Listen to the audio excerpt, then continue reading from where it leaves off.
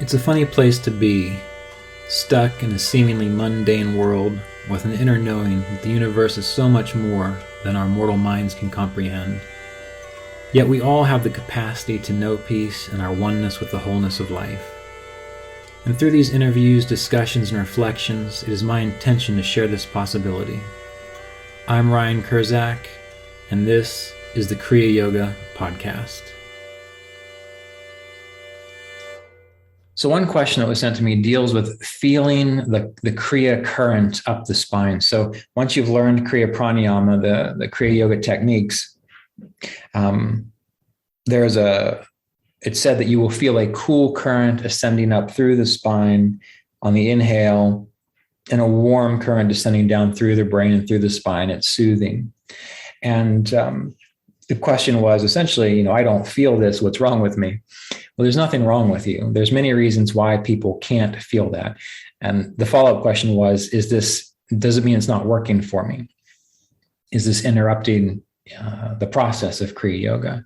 And as many of you know, it took me about 2 or 3 years before I even felt that current. So they say you learn Kriya Pranayama, and when you breathe in, you feel this current ascending and descending. And many yogis describe it as though you're going to experience these waves of bliss as the life force energy ascends and descends, cleansing the sushumna, the central channel, and bringing you deeper and deeper into God realization in the self. And what happens is many people learn the technique, and they're able to do it okay, but they don't feel that. And then they think something's wrong or it's not working. It is working as long as you are doing what you have been taught. If you can't feel the current, then using your imagination is a good start, because essentially wherever your attention goes, that's where the life force gets directed, prana gets directed. So even if you can't feel something, what's the word? With your senses, or you don't feel a visceral sensation, it doesn't mean it's not working. It's like one of my friends who he can't visualize things. You tell him to imagine a red triangle or a granite statue, and he closes his eyes and he just can't do it. I forget what the name of that is. But does that mean he can't remember things? Does that mean he can't act and think clearly? No, he can do all those things. He just doesn't have the sensitivity to see things in his mind's eye. And a few people in the world don't. But anyway, it took me about 2 years to begin to feel this. And I brought it up to Mr. Davis, and he said, just relax. He said, just keep doing what you're doing and really use your imagination to get into it. Imagine the current ascending up through the spine, descending down through the brain and the chakras, pouring down. And by doing that, in time, you will develop the sensitivity. Now, there are many reasons why people sometimes do and sometimes don't feel this current immediately or through time. And it comes down to the individual's independent sensitivities. Many people have absolutely no awareness of their bodies. They can't feel their bodies. You tell them to bring their attention to their back. I don't know what you mean by that. Other people, they feel everything. It's like every little sensation. They wonder, what was that? Oh, was that a movement of prana? Was there something going wrong with my body? It's like they're hyper aware of every bit of input that the nervous system gives. And what I found was helpful for me was, number one, developing greater body awareness. This is why practices like yoga that actually brings you into your body, hatha yoga, and qigong are extremely important, because they begin to develop the sensitivity to subtler energies. Like when you're doing qigong and there's an emphasis on feeling warmth within your hands, or holding your hands over certain parts of your body and focusing on the warmth that you feel between the palms and in that area of the body. This is developing body awareness of subtler energies. And people who just disregard it, well, then of course they're never going to feel it. But if they give themselves permission to kind of go into it and, all right, well, I'm going to move in this way and see how the body feels. I'm going to pay attention to it. Maybe it's my mind. Maybe it's just my imagination. Well, who cares? Just go ahead and feel it, because the more you imagine it, the more you feel it, the more you will be able to feel it when there actually is an energy movement there. So practicing things that give greater body awareness, do that. Stretching the spine, getting massages, having body work, craniosacral therapy, anything that's going to get you more into your body, feeling the body, feeling that temple, well, then it's going to make it much easier for you to feel subtler sensations. The other thing, which is common, and this is one of the issues that body work, such as massage and craniosacral therapy and acupuncture and those types of things works out, is many people can't feel subtler things within their body because of trauma, because they are protecting themselves, because things have happened to them that they didn't want to feel, and the body remembers that. And so, of course, many people are disconnected from their bodies because maybe someone tickled them too much or abused them in a worse way or made them feel shame within their bodies. And of course, they don't want to feel the body, because the moment they feel the body, they're going to start feeling things like guilt, grief, nausea, uncomfortableness, tension. Why? Because that's where all theoretically the traumas are locked up and holding on and protecting you. They think they're protecting you. No one's thinking anything. There's no entities there. But the program is there as though it's protecting you.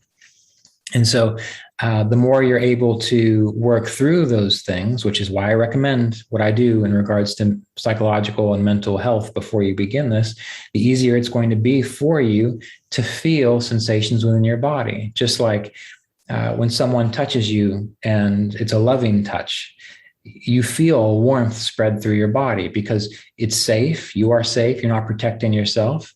But people who have, these shells or this emotional armor, they could be touched by the most caring, kind person in the world, just resting their hand on their shoulder, and they'll recoil, they'll cringe because it's whatever's happened to them. So we have to remember that there's a lot of subtle stuff going on in the body, and these yogis, these ancient yogis, well, they've either worked through their traumas and their shielding and their guarding, and so they are naturally in tune with these different things. Or they lived in a time where ideally humans were better to each other, and we understood how to deal with stress and heal from those types of things. And so they're just naturally more open. And so when you tell one of them, oh, just bring your attention to your spine and pull the current up and let it flow down, they go, oh, wow, that's amazing, because they have the innate sensitivity to it. So there are some reasons why you may or may not be able to feel this current. And it has nothing to do with being a good person or a bad person or a better yogi than someone else, because there are plenty of people that are way too sensitive, and they start mistaking the simplest little thing as a movement of the Kundalini energy, which is freeing them into a state of enlightenment. But you observe their life, and there's no real demonstration of them living from a higher perspective. So keep this in mind. And this is why taking care of the body, this is why working with a professional, usually body-centered therapies, to help bring you more fully into the present and release any unresolved traumas, increase your resiliency and your ability to respond. Because many people don't like having that innate sensitivity, because then when things happen, it's like they're going to get re-traumatized again. Well, this is another important thing to remember. Once you've worked through a lot of your inner difficulties and you develop resiliency, well, then you start to recognize when things happen that are uncomfortable, which are stressful, which are painful, you can handle it. You're not going to lock yourself into a shell and hold on to it for years. You're going to do, like what a duck does when it gets attacked by something. It flies away and it shakes itself off, and then it's back to being a normal duck again. Humans have that capacity. You have to develop the strength of it. You have to develop your own faith and your ability to be resilient, to handle adversity. You live in a world where things are going to go wrong. Practicing yoga helps to lessen a lot of that, but things are still going to go wrong, and someone's still going to cut you off, or someone's still going to yell at you, and there's not going to be any reason for it. People are still going to be the way they are. But when you have greater strength and resiliency inside, it doesn't shut you down. It doesn't cut you off. You just recognize it for what it is, an event that occurred that was difficult and you didn't like it, but it's not you. You shake it off. You're able to remain in a state of light, your lightness, and an inner sense of feeling love and connection at all times, because you know how to deal with it. You know your inner strength. So this is why I consistently, again and again, recommend really attending to your mental, emotional, and psychological well-being, and if you need, with a counselor, while continuing to practice and study what you do on this Kriya Yoga path. In the end, you'll be much better for it, and you'll be less prone to fantasy. And you'll be more open to deeper, subtler experiences. And believe me, there's plenty of them if you can move into a safe space and trust yourself a bit more.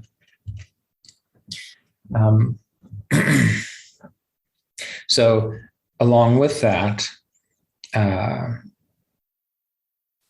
whether you feel the current or not, it's okay. Use your imagination. Imagine what it would feel like. And by imagining what it would feel like, you are starting to open up the possibility of actually feeling it. And I've seen this happen practicing music. I use these examples a lot, practicing music. There'll be pieces that I'll be working on that are difficult. And I just can't get it. It's like my fingers I just can't get the coordination there. And what I'll do is I'll just stop and I'll take a deep breath in. And I'll just imagine, well, what would it be like if I could do it? You know, how would I feel if it seemed like all I was able to play the instrument in such a way that it just felt natural. It just happened easily. And I'll wonder about that for a few minutes. And then I'll go back and I'll try to play it again. And sure enough, I can play it 75% better than I could when I was all, oh, I can't do this. Oh, I'm tripping over my fingers. Oh, when I had all that negative self-talk. And in time, the more I imagine, well, what would it be like if I could actually do that? And I do this with all kinds of things, not just music. When I come up to a block where it seems like I can't get through it, well, I imagine, what would it be like if I knew how to get through it? What would it be like if it was possible to get through it? And I don't bring in my preconceptions about how I think it's supposed to happen. I just sit back and hold the feeling of, well, what would it be like if I actually did get through it? And usually that's a sense of, yeah, that's good. I feel pretty good about that. And I just hold that feeling. And then I wait for something to present itself, like an opportunity or a different way of looking at it or an idea. And I just try those things out. And if they work, great. If they don't, I just move back and wonder, well, okay, let's try again. What would it be like? And usually, again, 75% of the time, where am I getting this number? I don't know. It just seems like it's greater than 50%. Something occurs which allows the experience to happen. And I've noticed this with yoga practice as well. If there are things I'm wondering about, things I don't quite understand yet, I don't get frustrated, because that doesn't help. Because the more frustrated you are, the more you're going to perpetuate frustration. I sit back and I just look at it and say, all right, well, okay, I get that. So what would it be like if I really understood that viscerally, deeply, profoundly, beyond words? What would that feel like? And I'm focusing on the after effect feeling of probably how I would feel once I had that aha moment. Oh, yeah, that's great. Remember when you've understood something for the first time, how you felt free and light. Well, you wonder, what would it be like if I could feel that, to understand that? And you just let it go. And maybe in that moment, it comes to you. And the better you get at it as the years go by, it comes quicker and quicker and quicker. You realize it quicker and quicker and quicker. But in the beginning, it could take months. I remember there's plenty of things that I contemplated for a year and a half or more, repeatedly every day. And then I remember the moment that the insight dawned. Oh, okay, great. I got it now. Well, you can do that too. So not just with the Kriya Pranayama, although that's one thing, but with any of your things you want to understand spiritually, if you can bring that sense of lightness and curiosity and wonder, and then let go of the frustration, how long is it going to take? Well, who knows? But the more you hold on to it and wonder about it, and what would it be like if I could feel this current arising and descending through the spine? And one day you might be like, oh, what's that? And you feel it just briefly. Fine, it's just a little bit, and it falls away. And you keep wondering, what would it be like if I could feel that every time? And then eventually it becomes natural, just like the musician who wonders about playing a piece. Once they get it, they don't have to keep wondering about it. They've got it. They can just do it. So this is one of the things many of the things to consider when it comes to feeling that current within the spine from the Kriya process. Some people, when they're around a saintly, holy person, they immediately go into a state of peace, stillness. Other people, they could be around the most perfectly clearest sage saint in the world, but because they're so caught up in their mind and their own little stuff, they're projecting all of that, and they can't see it. They can't tell a saint from a sinner, or they can't tell clarity of consciousness from a confused consciousness. It's no different to them because they've never allowed the experience to happen. So even when it comes to understanding or being in the presence of people who are clear or calmer, there has to be kind of a wondering, a curiosity. What would it be like if I actually was able to perceive clarity and stillness here? So this idea, these principles are useful beyond just the idea of understanding, feeling, experiencing the Kriya Pranayama. This episode of the Kriya Yoga Podcast was made possible by donations from Kriya Yoga Apprenticeship students and supporters of our Patreon community at www.patreon.com/Kriya Yoga.